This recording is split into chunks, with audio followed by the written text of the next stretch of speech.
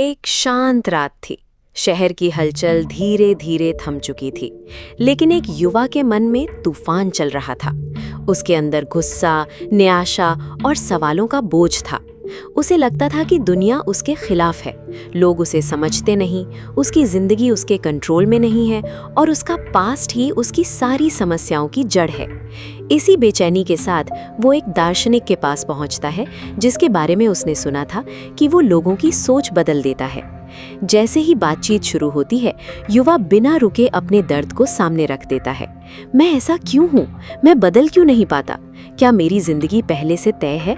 उसे पूरा यकीन था कि उसके बचपन के अनुभव, उसकी फेलियर्स और दूसरों का बिहेवियर ही उसकी करंट रियलिटी को बना रहे हैं।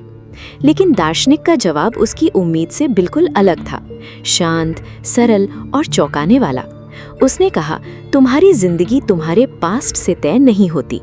ये सुनते ही युवा के अंदर विरोध उठ खड़ा हुआ। उसे ये बात असंभव लगी। उसने तुरंत कहा, अगर किसी का बचपन दर्दनाक रहा हो, अगर उसने रिजेक्शन और ट्रॉमा झेला हो, तो वो कैसे नॉर्मल लाइफ जी सकता है? क्या आप ये कह रहे हैं कि पास्ट का कोई इफेक्ट नहीं होता? दार्शनिक मुस्कुराया और बहुत ही स्थिर आवाज में बोला, मैं ये नहीं कह रहा कि पास्ट एग्जिस्ट नहीं करता। मैं ये कह रहा हूँ कि तुम उसे कैसे इंटरप्रेट करते हो, वही तुम्हारी जिंदगी बनाता है।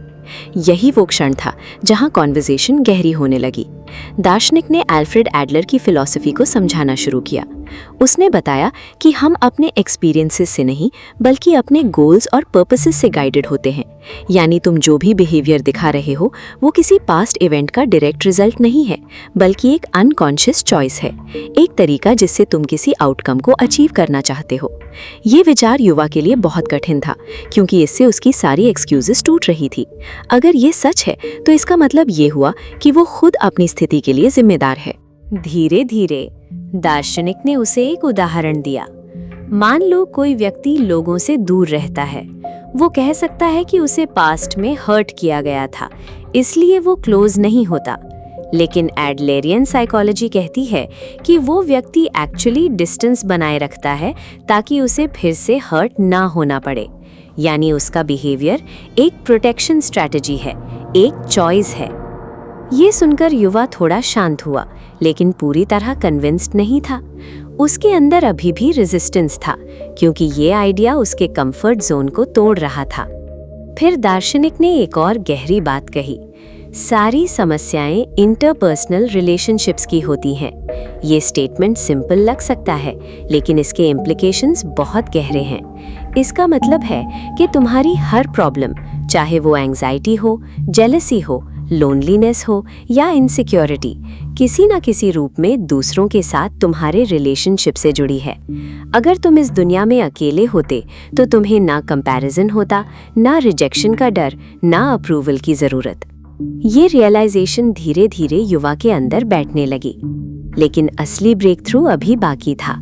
दार्शनिक ने उसे सेपरेशन ऑफ टास्क्स का कॉन्सेप्ट समझाया, एक ऐसा प्रिंसिपल जो पूरी जिंदगी बदल सकता है। उसने कहा, हर सिचुएशन में ये समझो कि तुम्हारा काम क्या है और दूसरे का काम क्या है। उदाहरण के तौर पर, अगर तुम सच बोलते हो तो वो तुम्हारा काम है, लेकिन सामने वाला तुम्हें पसंद करे या नहीं, वो उसका काम है। समस्या तब शुरू होती है जब तुम दूसरे की टास्क को कंट्रोल करने की कोशिश करते हो। तुम चाहते हो कि लोग तुम्हें पसंद करें, तुम्हारी तारीफ करें, तुम्हें रिजेक्ट ना करें, और यही एक्सपेक्टेशन तुम्हें एंजाइटी और फ्रस्ट्रेशन देती है। जैसे जैसे ये बात क्लियर होने लगी, युवा के अंदर एक सटल शिफ्ट आया।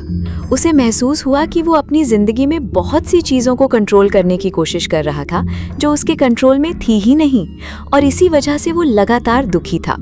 दार्शनिक ने उसे समझाया कि फ्रीडम का मतलब ये नहीं है कि तुम हर चीज को कंट्रोल कर लो, बल्कि ये है कि तुम सिर्फ अपने हिस्से की रिस्पॉन्सिबिलिटी लो और बाकी को छोड़ दो। ये समझ जितनी सिंपल लगती है, उतनी ही पावरफुल है, क्योंकि जैसे ही तुम दूसरों के ओपिनियंस और रिएक्शंस को कंट्रोल करना छोड़ देते हो, तुम्हारे अंदर एक अजीब सी शांति आने लगती है। लेकिन इसके साथ एक डर भी आता है, अगर लोग मुझे पसंद ना करें तो।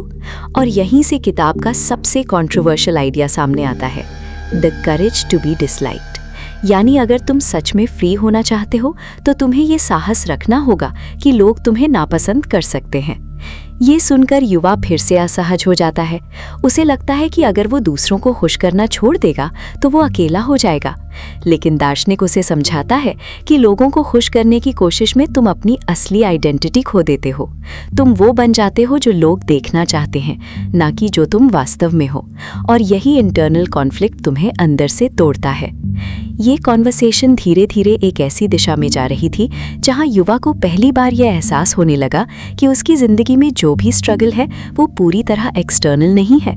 उसमें उसका खुद का कंट्रीब्यूशन है, उसके बिलीव्स, उसकी चॉइसेस और उसकी अनकॉन्शियस पैटर्न्स। और अगर ये सच है तो इसका मतलब ये भी है कि चेंज पॉसिबल है, अभी, इसी क्षण। लेकिन ये सिर्फ शुरुआत थी। रात अब पूरी तरह गहरी हो चुकी थी। बाहर सब शांत था, लेकिन युवा के भीतर एक हलचल चल रही थी। वो चुप बैठा था, जैसे हर शब्द को अपने अंदर उतरने दे रहा हो। कुछ बदल रहा था, लेकिन अभी भी एक बेचैनी बाकी थी। थोड़ी देर बाद वो धीरे से बोला, अगर मेरा पास्ट मुझे कंट्रोल नहीं करता और मेरी प्रॉब्लम्स रिलेशनशिप से जुड़ी हैं, तो फिर मैं हमेशा इन्फीरियर क्यों महसूस करता हूँ? मुझे हमेशा ऐसा क्यों लगता है कि मैं इनफ नहीं हूँ? दार्शनिक ने उसे ध्यान से देखा और बहुत ही शांत आवाज में कहा, ये फीलिंग हर इंसान महसूस करता है, लेकिन समस्या फीलिंग में नहीं है। समस्या ये है कि तुम उसके साथ क्या करते हो। ये सुनकर युवा थोड़ी देर के लिए चुप हो गया, जैसे पहली बार उसने अपनी फीलिंग को एनिमी की तरह नहीं बल्कि एक सिग्नल की तरह देखा हो। दार्शनिक ने समझाना शुरू किया, खुद को कम महसूस करना कोई कमजोरी नहीं है, ये एक नेचुरल ह्यूमन एक्सपीरियंस है। हर इंसान कभी ना कभी दूसरों से कंपेयर करता है और खुद को पीछे महसूस करता है, लेकिन यहीं से रास्ता बदलता है। या तो तुम इस फीलिंग को ग्रोथ में बदलते हो या फिर उसी में फंस जाते हो। जब तुम इसे एक्सक्यूज बना लेते हो, तब इन्फीरियॉरिटी कॉम्प्लेक्स जन्म लेता है और धीरे धीरे तुम मानने लगते हो, मैं सच में दूसरों से कम हूं। ये बात युवा के दिल में गहराई तक उतर गई, क्योंकि यही उसकी सच्चाई थी। हर दिन कंपैरिजन, हर पल डाउट, हर जगह खुद को कम महसूस करना। लेकिन फिर दार्शनिक ने एक और परत खोली। कुछ लोग बाहर से कॉन्फिडेंट दिखते हैं, स्ट्रांग दिखते हैं, सुपीरियर लगते हैं, लेकिन अक्सर वो असली कॉन्फिडेंस नहीं होता, वो सिर्फ एक मास्क होता है। उसने बताया कि सुपीरियॉरिटी कॉम्प्लेक्स असल में इन्फीरियॉरिटी का ही दूसरा रूप है। जब कोई अंदर से कमजोर महसूस करता है तो वो बाहर से खुद को मजबूत दिखाने की कोशिश करता है, दूसरों को डोमिनेट करके, खुद को प्रूव करके, वैलिडेशन लेकर।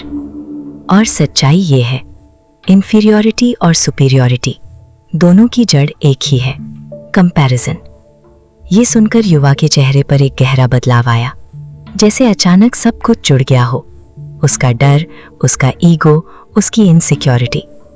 वो दुनिया को रिएक्ट नहीं कर रहा था, वो हर समय खुद को मेजर कर रहा था, और यही उसकी सफरिंग का कारण था। दार्शनिक ने फिर कहा, समस्या ये नहीं है कि तुम इन्फीरियर फील करते हो, समस्या ये है कि तुम कंपटीशन की दुनिया में जी रहे हो। उसने समझाया कि हम लाइफ को एक रेस बना देते हैं, कौन आगे है, कौन बेहतर है, कौन ज़्यादा सक्सेसफुल है। लेकिन इस रेस का कोई अंत नहीं है, हमेशा कोई तुमसे बेहतर होगा, और जब तक तुम इस माइंडसेट में रहोगे, शांति कभी नहीं मिलेगी। ये सुनकर युवा के अंदर फिर रेजिस्टेंस आया। अगर कंपटीशन नहीं है तो लाइफ क्या है? दार्शनिक मुस्कुराया और धीरे से बोला, लाइफ कंपटीशन नहीं है, ये कंट्रीब्यूशन की जर्नी है। ये आइडिया नया था लेकिन पावरफुल था। अब सवाल बदल गया था, मैं दूसरों से बेहतर कैसे बनूं से मैं दूसरों के लिए क्या कर सकता हूं। और इसी शिफ्ट में कुछ हल्का होने लगा। दार्शनिक ने समझाया, सच्ची खुशी सुपीरियॉरिटी में नहीं है, अप्रूवल में नहीं है, ये आती है कंट्रीब्यूशन से, उस फीलिंग से कि तुम किसी के काम आ रहे हो, तुम्हारा होना मीनिंगफुल है। अप्रूवल और कंट्रीब्यूशन का फर्क भी अब साफ हो रहा था। अप्रूवल वो है जो तुम दूसरों से चाहते हो, कंट्रीब्यूशन वो है जो तुम देते हो। अप्रूवल एंग्जाइटी देता है क्योंकि वो कभी भी छिन सकता है, लेकिन कंट्रीब्यूशन फुलफिलमेंट देता है क्योंकि वो हमेशा तुम्हारे कंट्रोल में है। धीरे धीरे युवा के अंदर का बोझ हल्का होने लगा।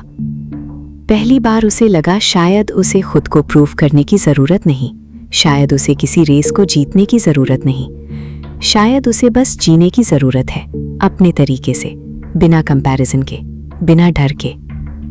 तभी दार्शनिक थोड़ा आगे झुका और कहा, अगर तुम्हारी वैल्यू दूसरों की रिकग्निशन पर डिपेंड करती है तो तुम्हारी खुशी हमेशा उनके कंट्रोल में रहेगी।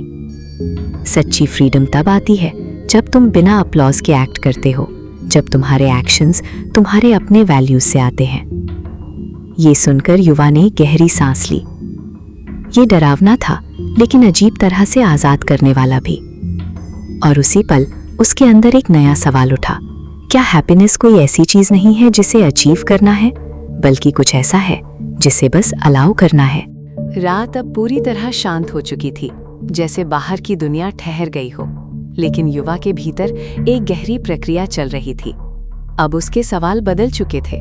पहले वो समझना चाहता था कि उसके साथ क्या गलत हुआ, लेकिन अब वो जानना चाहता था कि उसे आगे कैसे जीना है। वो धीरे से बोला, अगर मैं अप्रूवल ढूंढना छोड़ दूं, कंपैरिजन करना छोड़ दूं, तो फिर रिलेशनशिप्स कैसे काम करेंगे? क्या मैं लोगों से दूर नहीं हो जाऊंगा? दार्शनिक ने उसे ध्यान से देखा और बहुत ही शांत स्वर में कहा, यहीं से असली फ्रीडम शुरू होती है, लोगों से दूर होकर नहीं, बल्कि उनके साथ सही तरीके से जुड़कर। उसने समझाया कि ज़्यादातर रिलेशनशिप्स हिडन एक्सपेक्टेशंस पर बनी होती हैं। हम चाहते हैं कि लोग हमें समझें, हमें पसंद करें, हमें रिस्पेक्ट दें, हमें रिजेक्ट ना करें। और जब ऐसा नहीं होता तो हम हर्ट हो जाते हैं, गुस्सा आता है या हम खुद को गलत मान लेते हैं। लेकिन यही एक्सपेक्टेशंस हमें बांधती हैं। जितनी ज़्यादा एक्सपेक्टेशंस, उतना ज़्यादा पेन। सच्चे रिलेशनशिप्स कंट्रोल पर नहीं, फ्रीडम पर टिके होते हैं। ये सुनकर युवा थोड़ा चुप हो गया, जैसे वो इस आइडिया को महसूस करने की कोशिश कर रहा हो। वो फिर बोला, अगर मैं एक्सपेक्टेशंस छोड़ दूं तो क्या रिलेशनशिप्स मीनिंगलेस नहीं हो जाएंगे? दार्शनिक हल्का सा मुस्कुराया, नहीं, वे पहली बार रियल बनेंगे। जब तुम दूसरों को कंट्रोल करना छोड़ देते हो तो तुम उन्हें वैसा होने देते हो जैसे वे हैं, और उसी तरह तुम खुद भी वैसे हो पाते हो जैसे तुम सच में हो। कोई प्रिटेंडिंग नहीं, कोई फियर नहीं, कोई कांस्टेंट प्रेशर नहीं, और वहीं से ऑथेंटिसिटी जन्म लेती है। फिर दार्शनिक ने एक और गहरी बात कही, अब बात करते हैं लव की। युवा थोड़ा ध्यान से सुनने लगा, क्योंकि उसके लिए लव हमेशा वैलिडेशन का सोर्स रहा था। दार्शनिक ने कहा, सच्चा प्यार पाने की चीज़ नहीं है, ये देने की दिशा है। ये कंडीशन पर डिपेंड नहीं करता, ये एक चॉइस है। यानी तुम प्यार इसलिए नहीं करते क्योंकि सामने वाला परफेक्ट है, तुम प्यार करते हो क्योंकि तुमने चूज किया है प्यार करना। ये बात युवा के लिए नई थी और थोड़ी अनकंफर्टेबल भी, क्योंकि उसने हमेशा लव को रिसीव करने की चीज़ समझा था, कुछ ऐसा जो उसकी वैल्यू को प्रूव करता है। लेकिन अब उसे दिख रहा था, अगर वो प्यार पाने पर डिपेंड करता है तो वो हमेशा दूसरों के बिहेवियर पर डिपेंड रहेगा, और अगर वो प्यार देना चूज करता है तो वो फ्री हो जाता है। दार्शनिक ने कहा, जब तुम लव सीक करते हो तुम डिपेंडेंट बनते हो, जब तुम लव देते हो तुम फ्री हो जाते हो। ये लाइन उसके अंदर गहराई तक उतर गई, जैसे किसी ने उसकी पूरी इमोशनल स्ट्रक्चर को बदल दिया हो। लेकिन फिर दार्शनिक ने सच बताया, फ्रीडम आसान नहीं है, इसके लिए करेज चाहिए। तुम्हें ये एक्सेप्ट करना होगा कि कुछ लोग तुम्हें पसंद नहीं करेंगे, कुछ लोग तुम्हें गलत समझेंगे, और कुछ लोग तुम्हें छोड़ भी सकते हैं। लेकिन यही ऑथेंटिसिटी की कीमत है। ये सुनकर युवा के अंदर हल्का डर आया, लेकिन इस बार वो भागा नहीं, वो रुका और महसूस किया। उसने धीरे से पूछा, तो क्या फ्रीडम का मतलब अकेलापन है? दार्शनिक ने सिर हिलाया, नहीं, फ्रीडम का मतलब है तुम रिलेशनशिप्स चूज कर सकते हो बिना डर के। यानी तुम लोगों से जुड़ते हो लेकिन खुद को खोकर नहीं, तुम प्यार करते हो लेकिन डिपेंडेंसी के बिना। फिर दार्शनिक ने आखिरी और सबसे सेटल बात कही, लाइफ कोई डेस्टिनेशन नहीं है, ये कोई माउंटेन नहीं है जिसे तुम्हें क्लाइंब करना है, ये मोमेंट्स की एक सीरीज है। हर मोमेंट अपने आप में कंप्लीट है, यानी तुम्हें कहीं पहुंचने की जरूरत नहीं है खुश होने के लिए, तुम अभी इसी पल में कंप्लीट हो सकते हो। ये सुनकर युवा पूरी तरह शांत हो गया। अब उसके पास आर्ग्यू करने के लिए कुछ नहीं था, क्योंकि अब वो समझ नहीं रहा था, वो देख रहा था, महसूस कर रहा था। पहली बार उसे लगा वो अपने पास्ट का कैदी नहीं है, वो दूसरों की राय से डिफाइन नहीं होता, उसे खुद को प्रूव करने की जरूरत नहीं है। और इसी रियलाइजेशन में एक गहरी शांति थी। एक ऐसी जिंदगी जहां कंपैरिजन नहीं है, जहां अप्रूवल की जरूरत नहीं है, जहां हर एक्शन फ्रीडम से आता है। और उसी शांत पल में कुछ बदल गया, बाहर नहीं, अंदर।